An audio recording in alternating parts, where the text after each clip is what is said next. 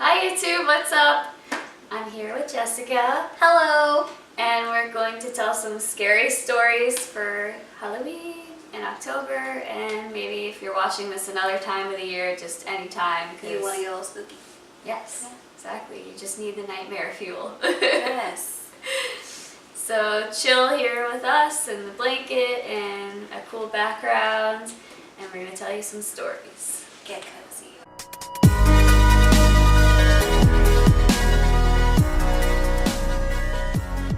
The first story is of my mom and I's trip down to Florida from Virginia when we stopped in St. Augustine. So we were only there for a night, and I love St. Augustine. I've heard about it like everywhere. If you watch any ghost storytelling, anything, there's always something on there. Plus it's just like a really quirky Florida city. And I was like, well, I want to go see the Ripley's Museum before we leave. So that day I went to the Ripley's Museum.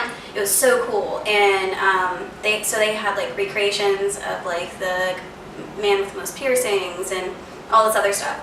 So I went into this one room during the day when I was looking at things, and I got the most uneasy feeling ever, like gut feeling in your stomach where you're just like, oh, I don't want to be here, I want to leave.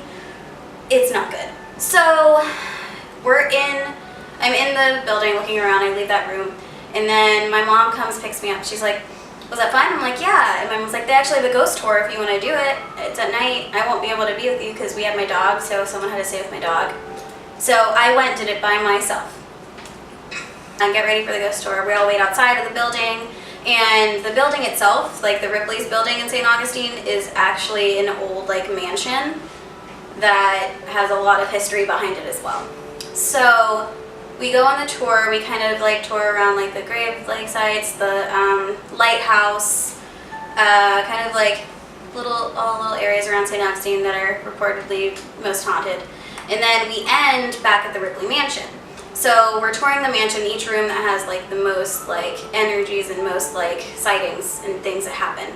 And we have all the little devices, like the readers and everything. And so we're walking up in all the rooms, and then this one room, the room that I was in where I felt like really sick, wasn't the most haunted room, but it was next to the most haunted room, which is like apparently a portal to hell too or something. I don't know. That was weird. I felt fine in there though. The next room we go to, we're in this room, everyone's in here, and our readers start going crazy, and it's all towards me. And I start feeling sick again, and I almost wanted to cry. And the person leading the tour had to take me out of the room into this other room and calm me down. I was like almost having a panic attack. It was bad. I'm never going back there again. And the tour guide waited with me for my mom to pick me up because it was that bad. I cried in the car and told my mom on the way home. So that's the first story. It's a really good tour though, you guys. You should go. Alright, so my ghost stories start small and then kind of escalate. They all take place at my house where I grew up.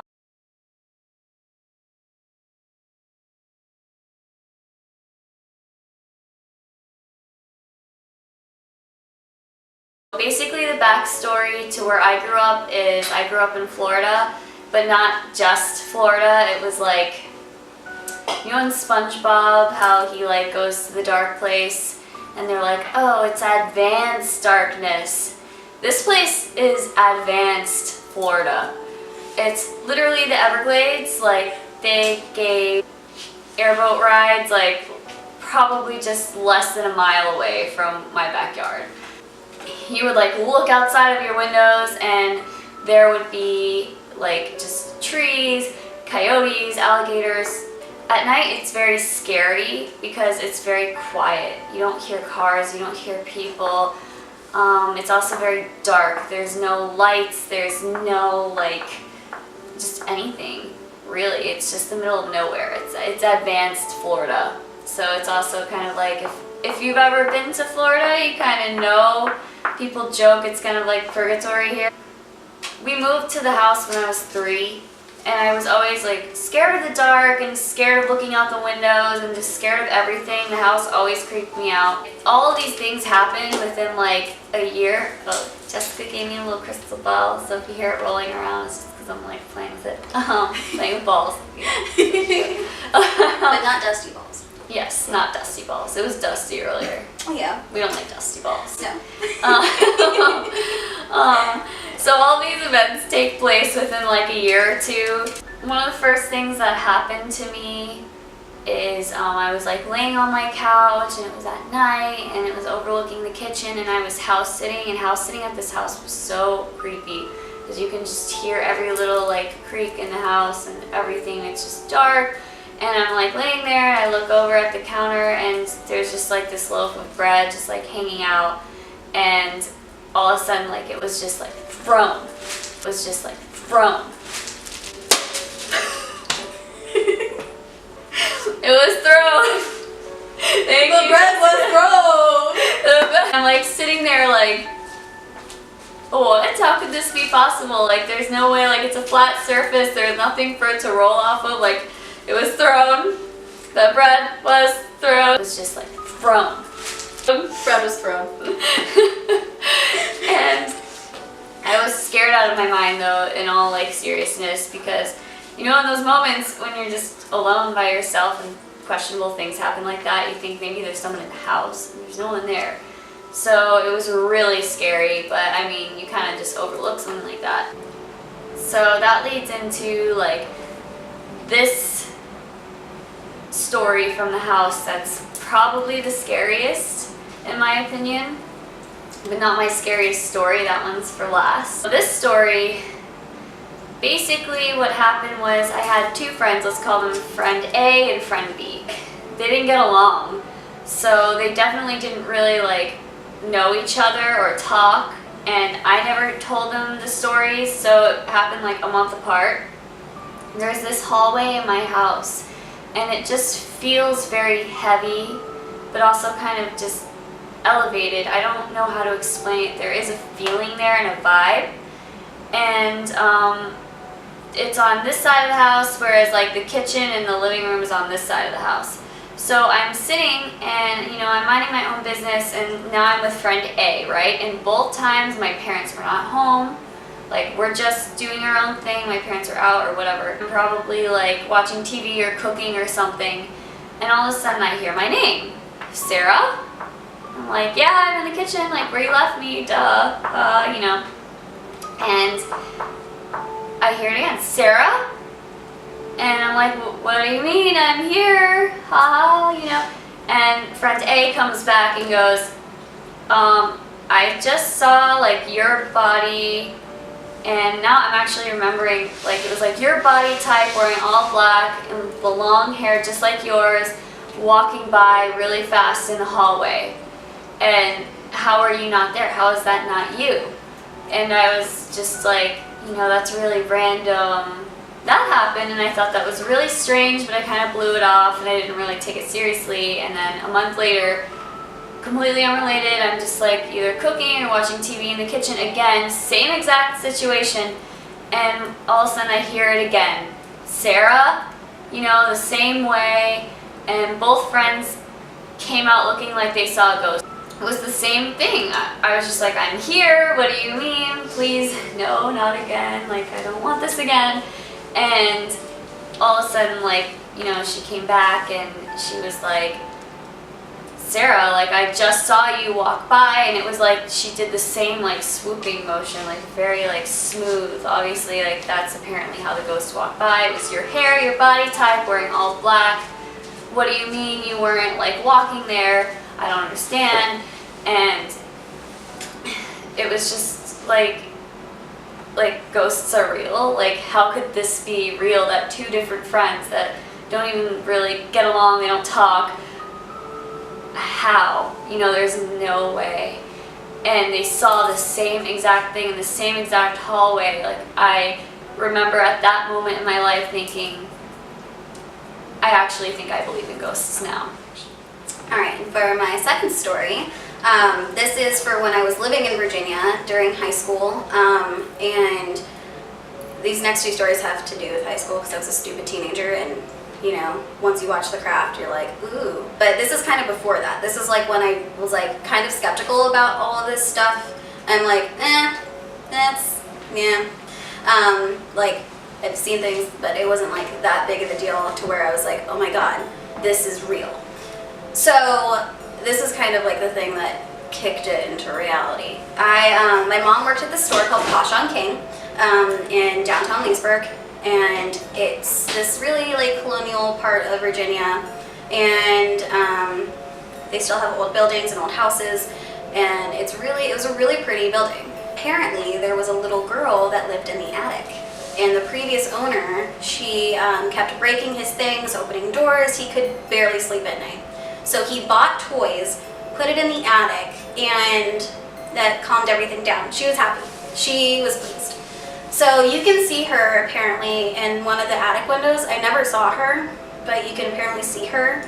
I can't remember. My mom would know if I saw her. She knows everything. Your mother knows everything, you guys. So my mom tells me about this, and I'm like fascinated at this point because I'm like, this can't be real. This isn't a thing. I'm gonna go up to that attic, take a toy home with me, and see what happens. I take a Barbie doll, and I take it home with me. And my mom said the next day when she went back, this giant like folding mirrored divider, like what are they, like the dressing? Yeah, I don't know what they're called. You dress behind them? Yeah, like you dress behind them. But apparently, this thing is so heavy, okay, you guys? This thing is so heavy. The store she worked in was like, had furniture for very rich people. And it was so heavy. It had like gold, it had actual metal on it. It was just like wood and mirror and glass. And it's hard to lift this thing up.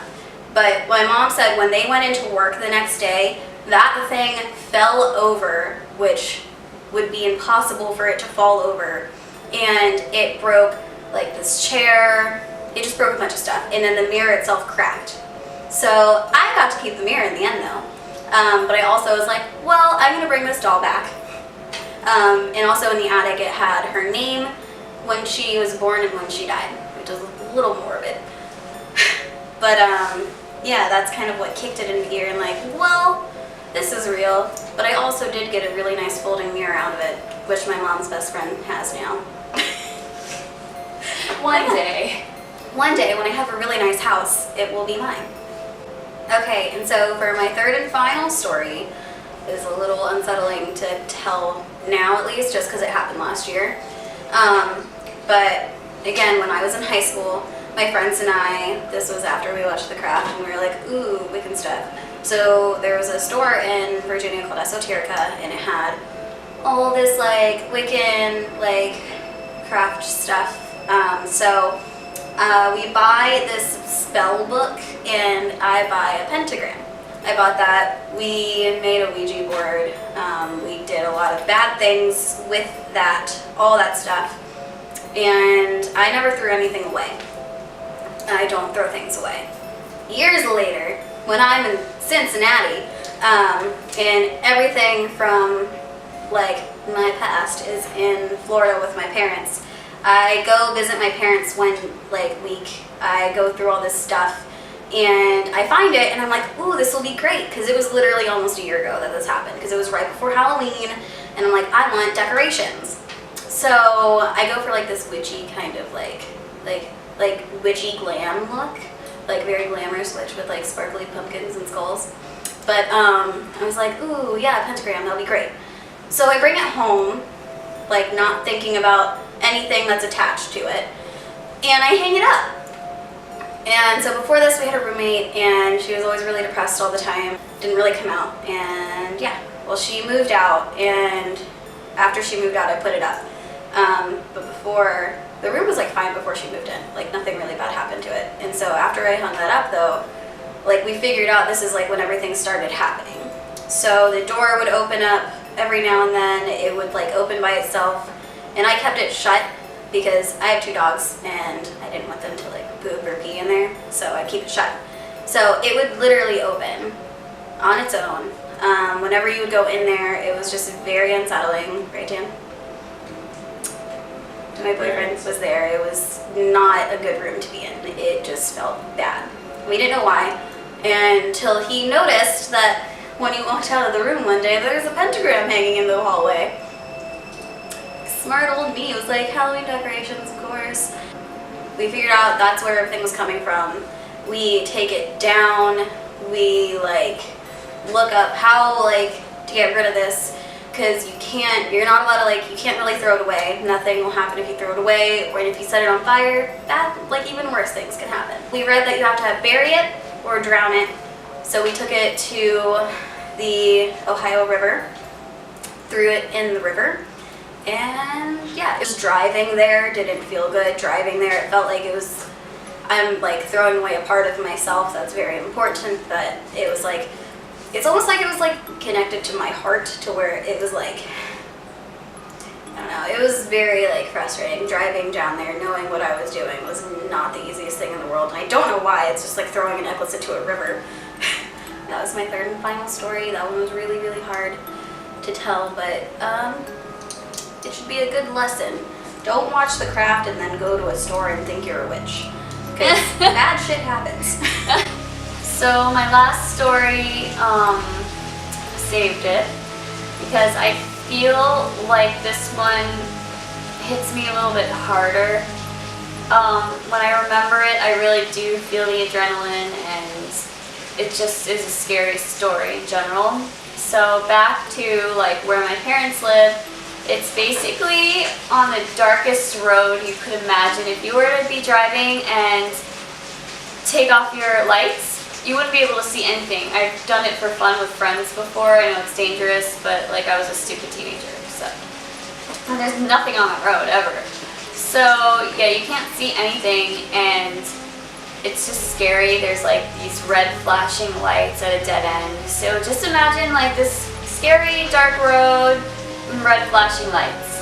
Okay, so I'm driving, and this car was special.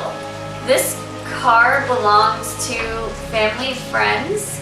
It was a married couple, and the woman died of cancer. And the husband just wanted to get rid of this car. He loved my dad, so it would be like my first car, and he knew like the car was special to the wife, and the car would be special to me because it was my first car.